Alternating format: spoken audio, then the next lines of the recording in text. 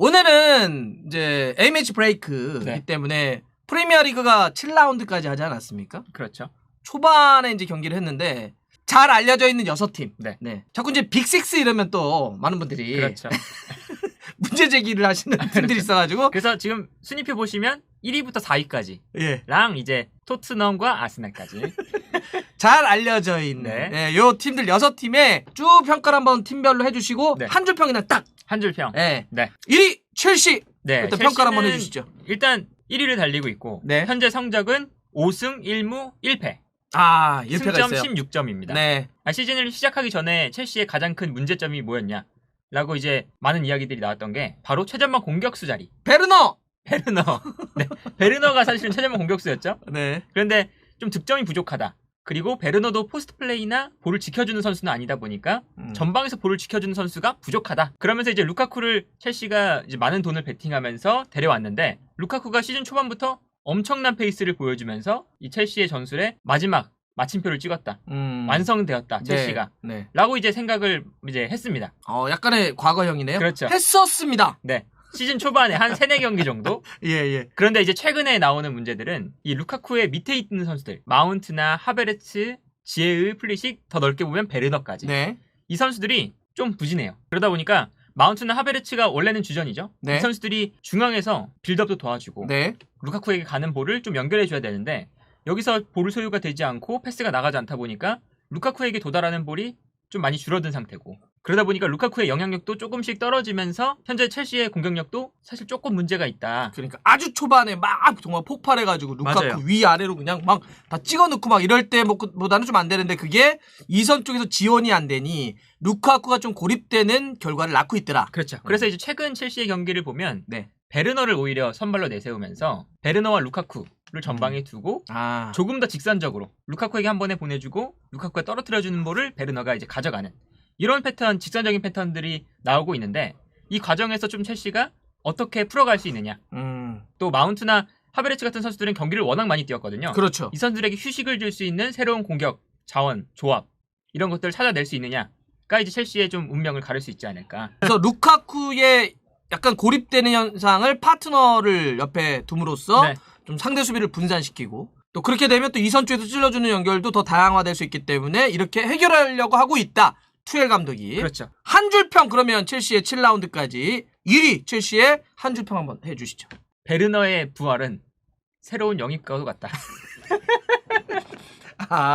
이거 우리가 누가 우리 K리그 같은 경우는 저 상무에서 전역할 때 네.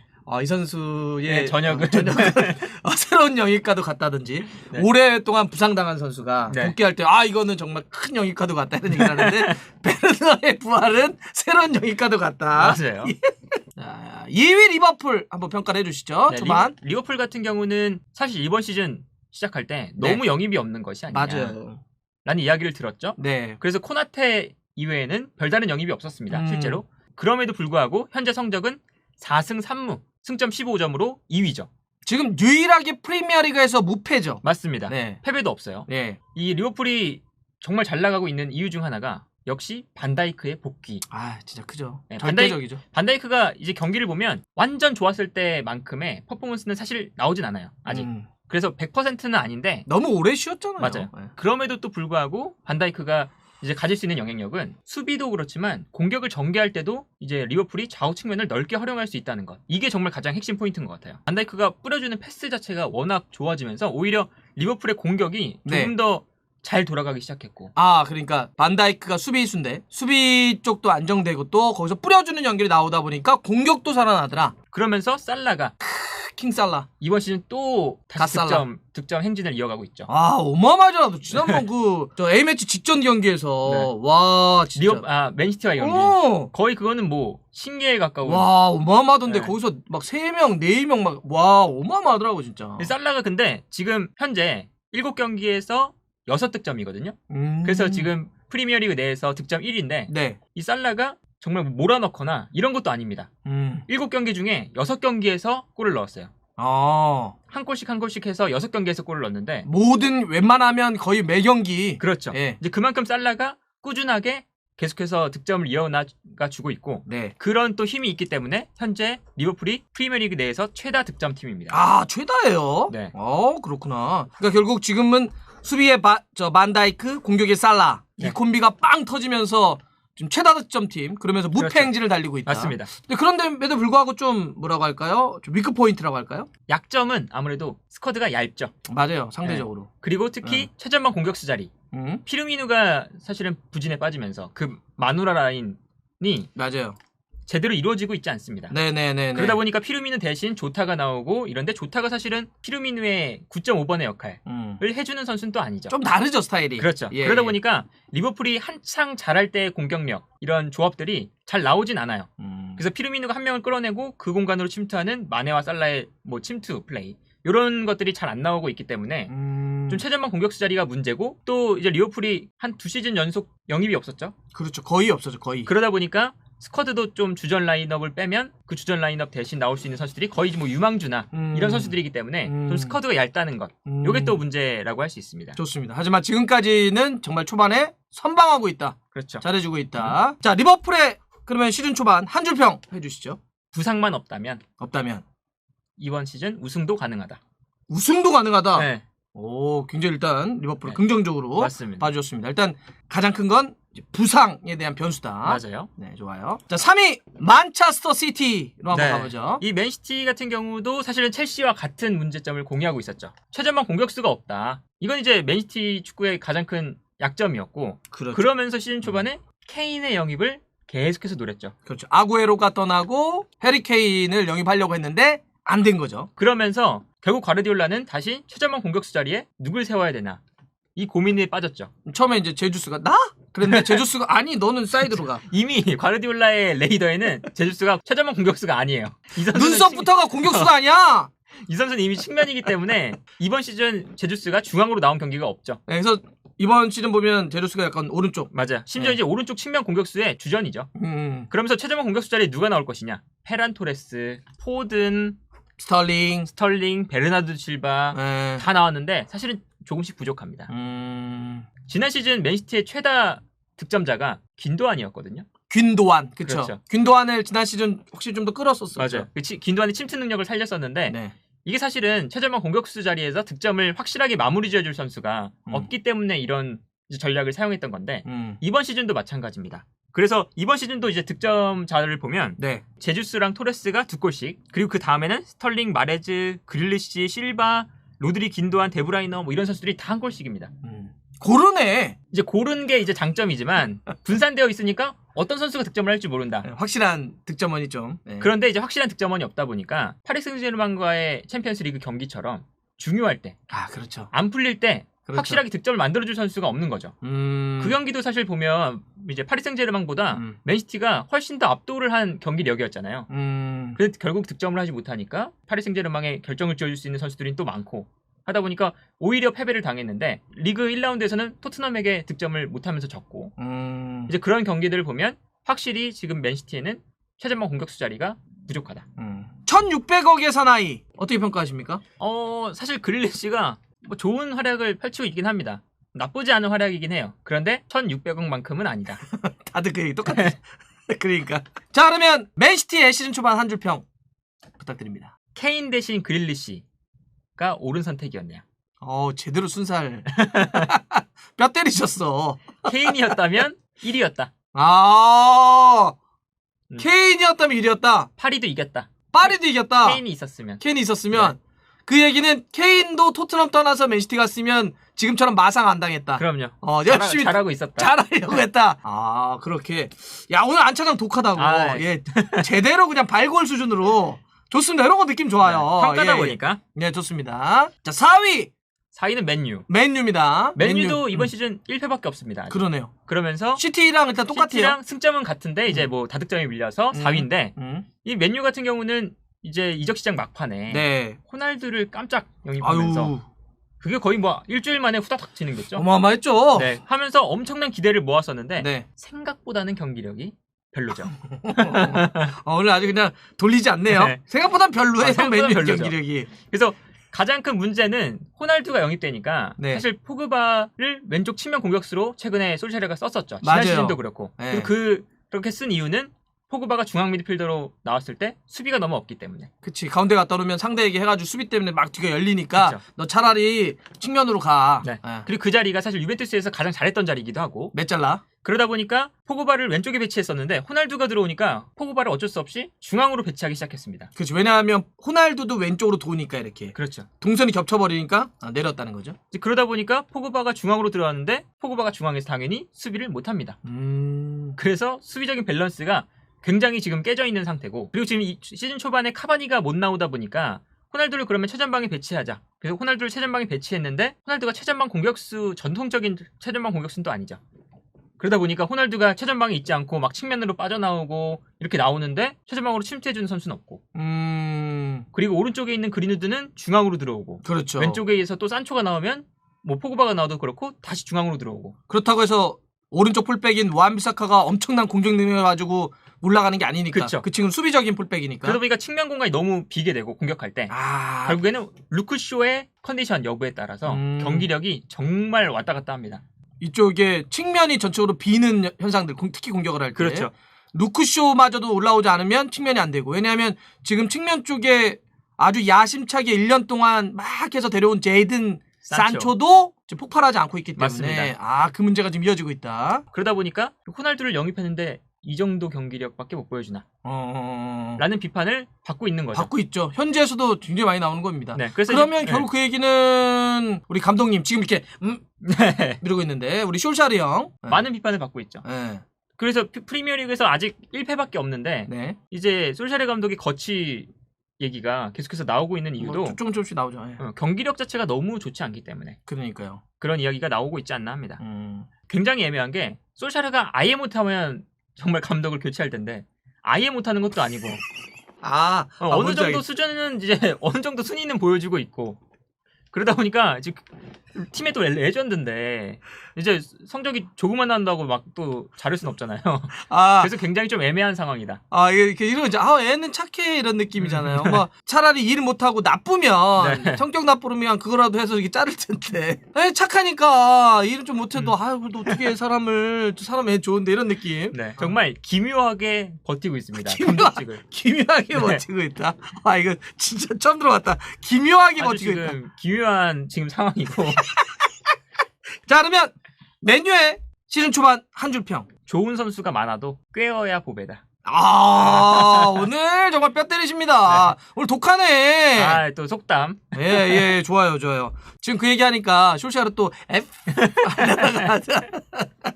자, 그럼 다음으로 가보겠습니다. 네. 왜 갑자기 순위가 1위, 2위, 3위, 4위 하다가 8위 팀을 한 줄 평을 하십니까? 중간에 에버튼도 있고, 그러니까요. 브라이튼도 있고, 뭐 브랜트포드도 있죠. 다 있는데 왜 갑자기 그래도 이제 우리가 좀 이제 잘 아는 팀으로 해야 되기 때문에 지금 누누도 왜 갑자기 우리 팀이지? 안 들을래. 아무 얘기도 안 들을 거야. 그래서 토트넘을 어쩔 수 없이 이제 갑분토 갑자기 8위로 넘어왔습니다. 갑자기 8위. 토트넘 전체 평가 부탁드립니다. 토트넘 같은 경우는 이제 이적 시장에서 승리를 한 팀이었죠. 그래, 영입 잘 됐다. 우리 사모기가 맞아요. 파라티치 숭배한다고. 영입은 정말 잘 됐어요. 네. 케인도 지켜냈고 여기에 대해서 뭐 에메르송도 영입을 했고 하면서 핵심 자원을 지켜낸 상황에서 보강까지 이루어진. 뭐 루메로도 잘 루메로도 들어왔네. 들어가고 뭐 골리니도 들어오고. 좀 맨날 골린이래. 골린이라고 하세요 그냥. 골리니도 들어오고 하면서 굉장히 지금 보강은 잘 된 상태인데 가장 문제는 누누 감독의 영입이었다. 그러니까. 레비가 이제 얘기를 했잖아요. 네. 토트넘이 다음 시즌은 공격적인 축구를 하겠습니다. 그러면서 이제 데려온 게 누누 감독이었는데 누누 감독이 공격적인 축구라는 감독이 아니었죠. 그러면서 누누 감독이 수비적으로 잘하는 것도 아니고 또 공격적으로 잘하는 것도 아니고 하면서 굉장히 전술에 대한 컨셉트가 불분명합니다. 모든 문제와 모든 악의 근원이었습니다. 그렇죠. 그래서 공격 축구를 하겠다라고 수비적인 감독을 데려온 이 형용모순 어떻게 할 거냐는 그렇죠. 거지. 그러면서 이제 시즌 초반에 토트넘이 3연승을 했잖아요. 예. 1대0, 1대0, 1대0 승을 했는데 대다수의 반응은 참 운이 좋다. 경기를 보면 저거는 분명 2골, 3골 먹었어야 되는 경기인데 저거는 예. 무실점을 하면서 어떻게 오히려 한 골을 득점하면서 저렇게 됐느냐라는 이야기가 있었죠. 네. 그러면서 토트넘이 3연승을 할 때도 평가가 그렇게 안 좋았습니다. 그런데 이제 바로 그 다음 경기부터 첼시 뭐 아스날, 크리스탈 팰리스 이렇게 만나면서 바로 이제 들통이 났죠. 심지어 3경기 다 이제 3실점을 하다 보니까 네, 3-3-3. 그렇죠. 엄청나게 지금 또 실점이 많아진 상태고. 그리고 누누 감독이 경기 초반 전술도 좀 잘 못 짜오는 것도 있지만 경기 중반에 대처하는 능력이 너무 떨어진다. 전술적인 판단이 너무 떨어지는 것도 지금 문제다. 그래서 지금 프리미어리그 전체 구단 중에 가장 빨리 팀을 좀 성적 문제 때문에 가장 빨리 팀을 떠날 것 같은 감독이 지금 누누죠. 베팅 사이트에 이제 막 올라오거든요. 안 들을래. 안 들을까. 베팅 사이트에서 압도적인 1등이에요. 이제 사진 기가 막히게 올랐다. 안 들을 거야. 지금 네. 누누 감독에 조금 문제가 있어서 지금 토트넘도 이번 시즌 그렇게 밝아 보이진 않는다. 해리 케인은 좀 어떻게 생각하십니까? 해리 케인은 일단 좀 심리적으로 많은 문제가 있어 보이긴 합니다. 좀처럼인데 네. 잘 안 올라오네. 심지어 컨퍼런스에서 조금 그쵸. 뭐 헤트트릭 하면서. 일단 케인의 지난 시즌 모습이 거의 전혀 안 나오고 있기 때문에 이 케인이 그래도 이적 시장을 하는 과정에서 굉장히 많은 좀 스트레스를 많이 받았구나. 네네네. 그리고 그 영향도 있겠지만 누누 감독이 또 케인을 잘 못 쓰는 영향도 있고 하다 보니까 케인과 같이 지금 토트넘이 가고 있는 게 괜찮은 선택이었나? 라는 이제 와서 또 그런 생각이 듭니다. 자, 파리 토트넘의 시즌 초반 네. 한 줄평. 슈퍼리그의 스노우볼. 슈퍼리그의 스노우볼. 무리뉴의 경질이 좀 최대의 실수다. 그러니까 왜 잘랐냐? 일단 슈퍼리그 때문에 사실은 돈 들어올 거 생각하고. 자른 거잖아요. 네. 그때 성적이 한 7인가 8이었고 그리고 거의 유로파리그와 승점 차이 거의 안 났어요. 네. 그래서 좀 너무 갑작스럽다라는 반응들이 많았죠. 아니 시즌 몇 경기가 남지도 않았는데 지금 이 중요한 타이밍에 팀을 이끌어가던 감독을 바로 이제 자른다고? 라는 반응이 있었는데 그게 사실은 슈퍼리그 때문이었죠. 오케이. 그러니까 이런 거잖아요. 그러니까 뭐 무리뉴 감독이 뭐 대단히 잘했을 거다라고 하는 것보다는 무리뉴를 자르고 하위 호환인 누누를 데려왔냐 이런 거죠. 그렇죠. 그러니까 뭐 아예 다른 컬러를 갖고 있는 그래서 중장기적으로 팀을 이끌어가는 그렇죠. 것도 아니고 그냥 공격 축구를 하고 싶어하는 수비 감독이잖아요. 그럼요. 이럴 거면은 폰세카를 데려왔어요. 이제 공격하고 싶었으면. 그러니까 완전 다른 컬러를 갖고 왔으면 네. 이해라도 하는데 수비 축구를 하는 밑에 떨어지는 퀄리티 떨어지는 감독을 데려온 거 아니에요. 그런 의미로 네. 아침 얘기한 게 슈퍼리그의 스노우볼. 무리뉴의 경질은 레비 회장의 최대 실수. 네. 좋습니다. 오늘 아주 그냥 괜찮네요. 날카로워요. 자, 11위 아스날. 그래도 아스날은 정말 아주 시즌 초반에 힘들다가 그렇죠. 올라오고 있습니다. 토트넘과 좀 정반대였죠. 정반대다. 네, 아스날은 시즌 초반에 3연패를 했습니다. 맞아요. 그때 난리 났었죠. 그런데 이제 아스날이 이제 이적 시장에서 네. 가장 지출이 많았던 클럽이잖아요. 벤 화이트를 뭐 800억 그렇죠. 막 뭐 이렇게 벤 했으니까. 화이트, 뭐 램스데일, 그리고 뭐 토미아스, 웨데가르드 이렇게 영입을 하면서 네. 굉장히 돈을 많이 썼는데 이제 많은 팬분들이 보시기에 이 정도 선수들을 영입하면서 지출 1위라는 게 좀 믿겨지지 않는다 라는 반응들이 많았죠. 맞아요. 그러면서 실제로 성적도 시즌 초반에 3연패를 했습니다. 그러면서 굉장히 아르테타 감독에 대한 비판이 많았었는데 웨데가르드가 본격적으로 뛰기 시작한 시점부터 3연승을 갑자기 해버렸어요. 그러니까 이선 쪽에서. 그렇죠. 완전 영입이죠. 맞습니다. 네. 그래서 웨데가르드와 지금 스미스로우 이 두 선수의 콤비가 굉장히 또 괜찮고 하면서 아스날이 시즌 초반에 안 됐던 좀 빌드업 과정이라던가 맞아요. 아니면 공격 과정에서의 좀 창의성들을 스미스로우와 웨데고르가 확실히 좀 잡아주고 있습니다. 북런던 더비 같은 경우는 뭐 예술이었던 것 같아요. 그렇죠. 네. 그럼에도 불구하고 그렇게 경기력이 막 좋진 않아요. 뭐 그건 이제 올라오고 있는 단계니까. 그래서 이제 A매치 전에 브라이튼과 경기를 했는데 브라이튼이 훨씬 더 잘했고 0대0. 네, 그리고 3연승을 할 때도 토트넘전을 제외하면 간신히 이겼습니다. 오케이. 뭐 웨데가르드의 프리킥 뭐 이런 걸로. 그렇죠. 그러다 보니까 아직 아스날은 좀 안심하면 안 된다. 그렇죠. 네. 뭐 순위가 일단 11위니까. 일단 순위도 11위고 뭐 3연승을 했어도 지금 아직 아스날 같은 경우는 뭐 마음을 놓아서는 안 되고 오케이. 경기력도 그냥 그저 그렇다 사실은. 도미아스는 어때요? 토미아스는 생각보다 괜찮은 연기였다. 지금 오른쪽에 사실은 지난 시즌 베일린도 있었고 뭐 답답했지. 그렇죠. 나이스 같은 선수들도 있었고 했는데 사실은 답답한 경향이 있었죠. 그리고 또 수비적으로도 좀 불안한 모습이 있었는데 토미아스가 아무래도 볼류냐에서 계속해서 오른쪽 측면 수비수로 뛰면서 3백과 4백을 왔다 갔다 해줄 수 있는 그런 능력들이 확실히 있고 하다 보니까 나름 지금 수비 라인의 안정성을 불어넣어주고 있고 현지에서 평가도 굉장히 좋죠. 자, 그러면 11위 아스날의 네. 시즌 초반 한 줄 평 부탁드리겠습니다. 유럽 대항전 진출을 목표로 삼아야 되는 현실. 아직까지는 올라오긴 그렇죠. 했지만 사실 지금 11위니까 이거는 그렇죠. 아마 아스날 팬들도 그렇게 생각하실 거예요. 그럼요. 지금으로선 정말 뭐 그게 유로파 리그 여기까지 우리가 나갈 수 있다면 정말 이거 성공한 거 아니냐. 아, 그럼요. 이렇게 볼 수 있는 게 아직은 현실적인 거다. 그렇죠. 자, 여하튼 6개 팀의 이제 초반에 보여줬던 네. 이제 우리 한 줄 평. 오늘 귀에 쏙쏙쏙 들어왔습니다. 좋았고요. 다행입니다. 그리고 끝나면은 이제 또 8라운드 재개를 할 텐데 네. 오늘 들었던 거, 그래서 뭐 좋았던 부분, 조금 부족했던 부분들이 어떻게 다 더 채워져 가지고 네. 8라운드 재개될지 한번 또 보겠습니다. 알겠습니다.